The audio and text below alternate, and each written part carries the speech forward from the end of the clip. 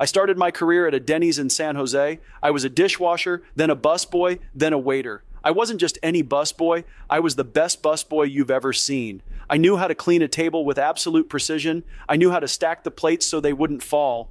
I knew how to navigate the rush of a Saturday night, and I knew how to anticipate exactly what a customer needed before they even realized it themselves. I didn't see that job as a stepping stone. I saw it as a craft. That job taught me something fundamental that stays with me as the CEO of NVIDIA. Character is not built on the successes you achieve, but on the intensity, the humility, and the excellence you bring to the most basic tasks. If you cannot clean a table perfectly, you will never have the discipline to build a world-changing computer perfectly. Every job is an opportunity to do the work of your life. This brings me to the advice I give to students today, advice that often makes the deans of computer science departments very nervous. For 30 years, we told every young person, every bright mind, learn to code. We told them that computer science was the only language of the future. We told them that if they didn't master the syntax of C++ or the logic of Java, they would be left behind in the digital age. But I'm here to tell you that the era of traditional coding as the primary barrier to entry is over. My advice to you, if you are starting your journey today, is this. Don't study computer science in the way we've taught it for the last 3 decades. We have closed the technology gap. We have reached a point where the computer finally understands us. For the first time in human history, the programming language is human. Everyone in the world is now a programmer. This is the miracle of artificial intelligence. We have spent billions of dollars and decades of engineering at NVIDIA to ensure that no one has to learn the obscure symbols of a machine language to talk to a machine. We have democratized the most powerful tool in human history. The barrier that once stood between your imagination and the machine's execution has been torn down. The how has been solved. Now, your value lies in the what and the why. To understand why this shift is so fundamental, we have to look at the first principles of computing. For 60 years, the world lived under the comfort of Moore's law.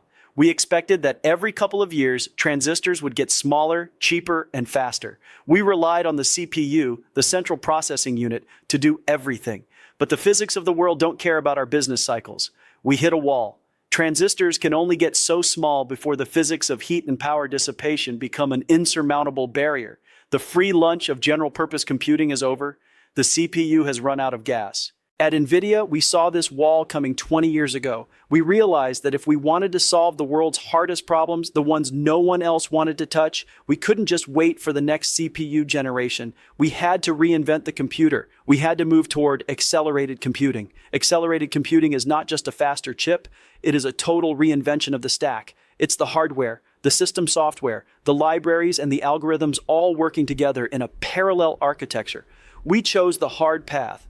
We chose to solve the problems that were considered impossible by every other company in Silicon Valley. When we started working on CUDA, the world thought we were crazy. The analysts said, "Why are you putting programmable features into a gaming chip? No one will ever use it for real work." For 10 years, the market ignored us. Our stock price languished. We were pouring billions into a dream that looked like a long-term failure, but we had the resilience to stay the course. We knew that parallel processing was the only way to handle the massive amounts of data that would define the future. We were building things that didn't exist before, for a world that wasn't ready yet. We were 30 days from bankruptcy back in the Rive 128 days, and that feeling of near extinction stayed with us. It gave us the desire for suffering that is required to innovate. That resilience is what I wish for all of you. Character is built through suffering. It is built through the pain and suffering of failing 1,000 times before you get it right. At NVIDIA, we have a very flat structure because I want to hear the truth from the front lines. I don't want filtered status reports from 5 layers of management. I want to know where the bottlenecks are. I want to know why the physics of the Blackwell interconnect are challenging us. I want every single person in the company to have the context of the CEO. In a world moving this fast, hierarchy is a bottleneck for innovation. You have to be able to pivot on a dime. You have to be able to run, don't walk. We are building AI factories. In the last industrial revolution, the raw material was water and steam, and the output was mechanical power. In this new revolution, the raw material is data and electricity, and the output is intelligence. And just like the factories of the 19th century transformed every industry, the AI factory will transform every domain of human knowledge. This is why you don't need to study computer science as a primary discipline. You need to study how your domain, whether it is biology, agriculture, or architecture, can be transformed by this generated intelligence. Blackwell is the engine of this new factory. It is the most ambitious project we've ever undertaken. It's 208 billion transistors. It's a communication speed between chips that is faster than anything ever recorded in a data center. But the hardware is only a small part of the story. The real story is the intelligence it produces. We are moving from a world of retrieval where you ask a computer to find something that already exists to a world of generation where the computer creates something entirely new. We are building reasoning engines that don't just process data, they process thought. This is the iPhone moment of AI, but it's not just for consumers. It's for every scientist, every engineer, and every farmer. We are providing you with a digital employee, an agent, that can help you solve the impossible problems. If you want to solve climate change, you don't need to write a Fortran program for a supercomputer. You need to be a climate scientist who can direct an AI agent to simulate 1 trillion scenarios in our Earth 2 digital twin. You need the domain expertise to know what questions to ask. The computer handles the how. You must handle the what. This is the era of the domain expert. The people who will lead the future are the ones who can look at a problem from first principles and say, this is the outcome we need, and then use the power of accelerated computing to manifest it. My advice to students is, be curious about the physical world. Be passionate about solving a problem that matters to humanity. Don't worry about the syntax of a coding language. Worry about the logic of the problem you are trying to solve. The most successful people of the next decade will be those who master a specific craft, like digital biology or precision manufacturing, and then leverage AI as their superpower. We are retooling the world's trillion-dollar installed base of data centers. This is a massive shift. It is the end of general-purpose computing and the beginning of the accelerated era. Everything, the networking, the storage, the systems, must be reinvented, and we are doing it at a pace that is breathtaking. We say, run, don't walk, because the window of opportunity for this revolution is right now. If you wait for the technology to be perfect or for the university curriculum to catch up, you've already missed the wave. You have to dive in today. You have to be willing to experiment, to break things, and to learn in real time. You have to be willing to be 30 days from bankruptcy, even when you are successful. That sense of urgency is what keeps us hungry. It's what keeps us looking for the next impossible problem. We choose the problems that are so difficult that if we don't solve them, no one will. That is the NVIDIA way. We don't compete for market share. We compete against the laws of physics. We compete against the complexity of the universe. We thrive in the pain and suffering of the lab, because that is where the breakthrough happens. I want you to think about your life's work in the same way. What are you building that has never existed? What pain and suffering are you willing to endure to bring that vision to life? The students who succeed in this new era will be the ones who are not afraid to get their hands dirty, who are not afraid to be the dishwasher of their own projects. They will be the ones who understand that the computer is no longer a tool they have to learn, but a partner that learns from them. They will be the ones who see themselves as architects of a new reality. This is why I tell you, focus on your passion. If you love biology, become the greatest biologist. If you love art, become the most imaginative artist. The barrier to entry, the coding wall, has been torn down. The language of the future is the language you are speaking right now. This is the ultimate democratization of human potential. It allows the brilliance of the individual to shine without being hindered by technical hurdles. We are moving into a world of infinite intelligence, and your only limit is your imagination. We are building a new layer of the world's infrastructure. We are building the nervous system of an artificial intelligence that will eventually assist us in solving every major problem facing humanity. But this nervous system is hungry. It requires a level of engineering and a level of resilience that most organizations aren't built for. They are built for stability. We are built for the storm. We thrive in the chaos of a platform shift. And this platform shift, the shift to agentic AI and physical AI, is the biggest one yet. When I look at Blackwell, I see more than just silicon. I see the culmination of 30 years of character building. I see the failures that taught us how to succeed. I see the humility we felt when we were almost out of cash and had to ask for help from our partners at Sega. And I see a warning for the industry. The pace of change is not going to slow down. It is going to accelerate. The demand is insane because the world has realized that intelligence is the new utility. It is as essential as water and electricity. And just like those utilities, it must be generated at scale. We are at the start of a transformation that will change everything about how we live and work. The digital employee is coming, the agentic AI is coming, and they will work alongside you. Your job is not to learn their code. Your job is to lead them. Your job is to provide the vision, the ethics, and the purpose. This is a heavy responsibility, and it is one that we share as we move toward the next frontier of digital biology and physical AI. We must ensure that this intelligence is used to empower people, not just to replace them. We are currently pushing the boundaries of material science to keep Blackwell cool at the limit of physics. We are pushing the boundaries of software to keep the AI factories running 24/7. And we are pushing ourselves to stay humble and hungry. I want you to join us in this race. I want you to run, don't walk, toward the future you want to build. The world is waiting for your ideas. The technology is here to support you. Now you must provide the courage to step into a future where the machine is no longer a foreign entity requiring a specialized translator, but a collaborative partner that understands the nuance of your ambition. This is the ultimate promise of the age we are entering. When I say, don't study computer science, I am not saying don't be technical. I am saying that the technical barrier is being vaporized by the very technology we are building. For 30 years, we were limited by the number of people who could speak machine. Today, the machine speaks human. This is the greatest expansion of opportunity in the history of our species. It means that the next great breakthrough in digital biology won't come from a coder who learned a little biology. It will come from a brilliant biologist who now has the power of a supercomputer at their fingertips. This shift requires us to rethink the first principles of education and work. In the old world, we spent 80% of our time on the how, the syntax, the debugging, the plumbing of the system, and only 20% on the what, the actual problem we were trying to solve. Accelerated computing and generative AI flip that equation. Now, you can spend 99% of your time on the what. You can focus on the first principles of the problem itself. If you are an architect, you can focus on the physics of the materials and the experience of the space rather than the CAD software's limitations. The AI is the ultimate force multiplier for your expertise. This is why domain knowledge is the new gold. If you are a student today, my advice is to become a master of a craft. Whether it is manufacturing, material science, chemistry, or even the culinary arts, understand the first principles of that field. Understand why things work the way they do, because once you have that deep understanding, the AI factory will allow you to scale that knowledge a millionfold. We are moving from a world of information retrieval to a world of intelligence generation. We are no longer just looking up answers, we are manufacturing them on demand.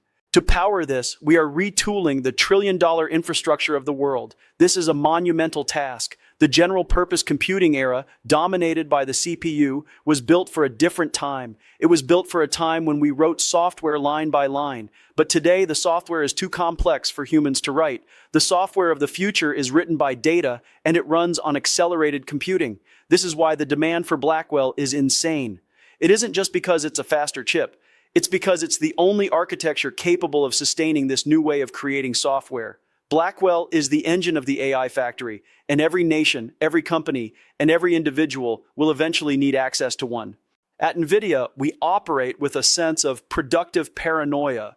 Even though we are leading this revolution, I still wake up every morning with the feeling that we are 30 days from bankruptcy. This is not a lack of confidence. It is a form of resilience.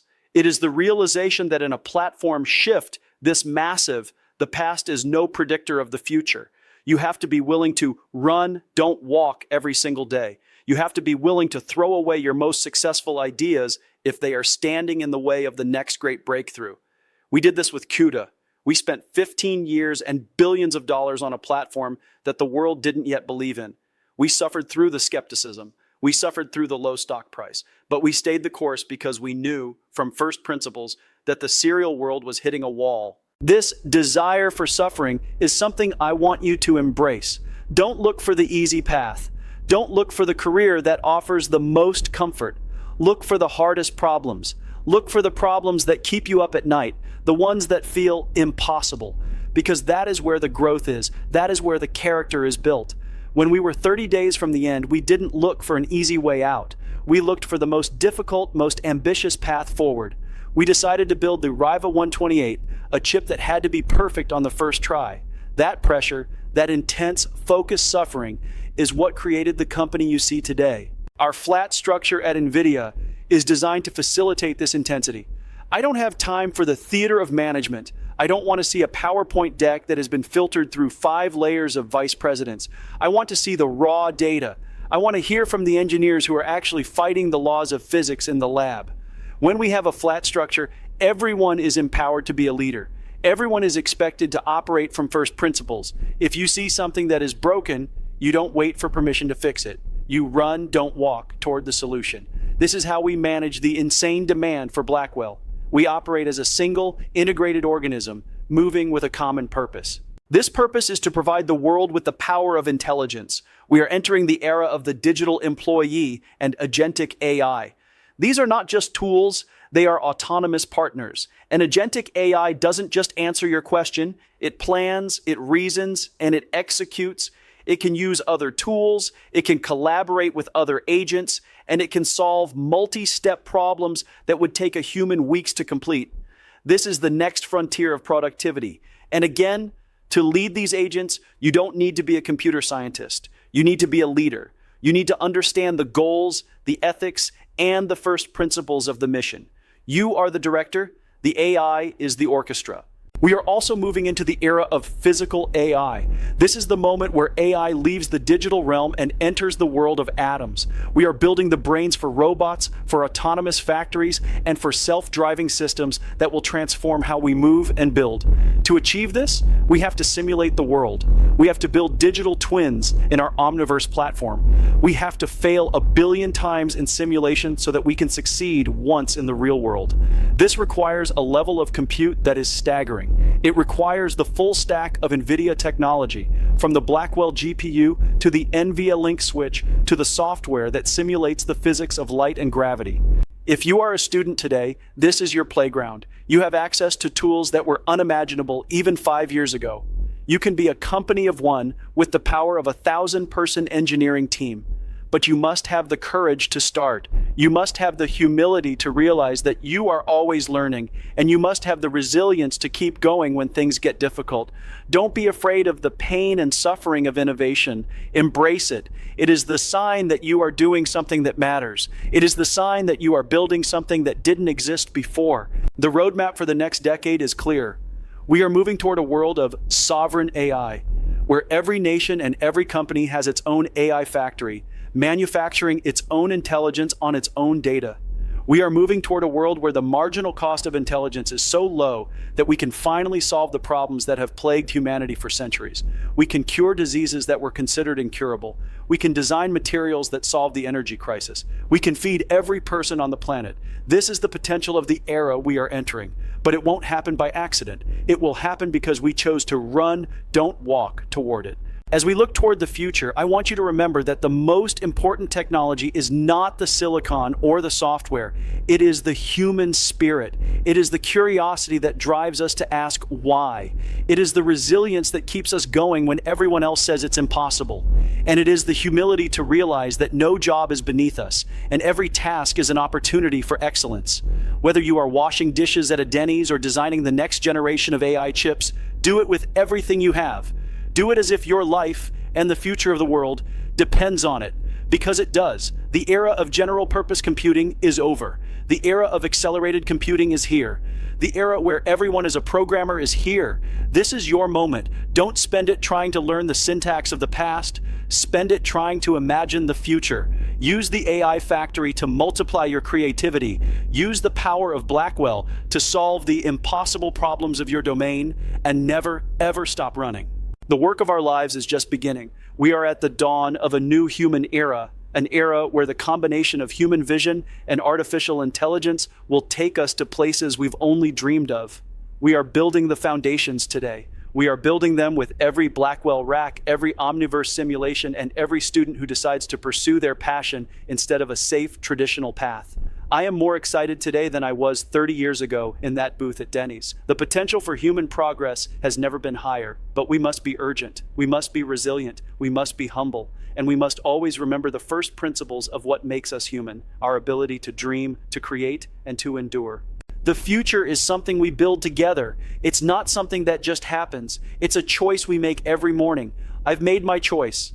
I'm going to keep running. I'm going to keep pushing the boundaries of what is possible. I'm going to keep seeking out the hardest problems. I hope you will join me. Before I leave you today, I want to invite you to join this community of pioneers. If you want to stay at the leading edge of this revolution, please subscribe to the channel and give this video a like. It helps us share this vision with more dreamers around the world. And please leave your questions in the comments below. I want to know what impossible problems you are trying to solve. I want to know how we can help you build the future. I will be checking the comments personally, and I'll respond as quickly as I can. Let's have a conversation. The world is changing faster than ever. The demand for intelligence is insane. The old ways of working are exhausted, but the new world is full of potential. Run, don't walk. Run toward your passion. Run toward the impossible. Run toward the next era of human intelligence. Thank you for being part of this journey. The logical conclusion is irrefutable. When the language of the machine becomes the language of the human, the only limit to our progress is the scale of our own imagination and the courage of our own character. That is the truth. Run, don't walk. Thank you.